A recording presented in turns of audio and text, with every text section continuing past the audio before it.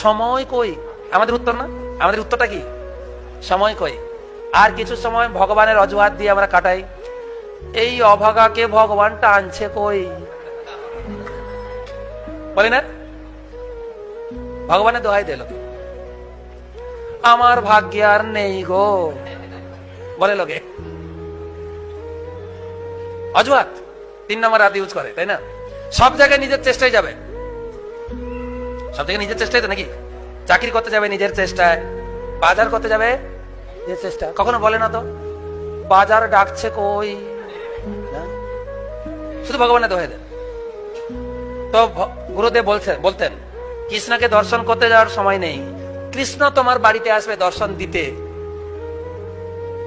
তখন এই দ্বিভুজ মুরলীধর শ্যামসুন্দর রূপে তিনি আসবেন না, তিনি আসবেন কি রূপে? মৃত্যু রূপে। তিনি তোমাকে দিয়েছেন, তিনি তোমার কাছ থেকে সব কেড়ে নেবেন। সময় হয়েছে, চলো। বলবেন না আমার অনেকগুলো বই এখনো বাকি আছে, কাজ বাকি আছে, শ্রীদেবী অনেকগুলো বই বাকি আছে, অসম্পূর্ণ কাজ, আমি আর কিছুদিন থাকতে চাই। হ্যাঁ চলো, তাই আমার সিগারেটের হাফ বাকি আছে, আর হাফটা টেনে নি, বুঝে না?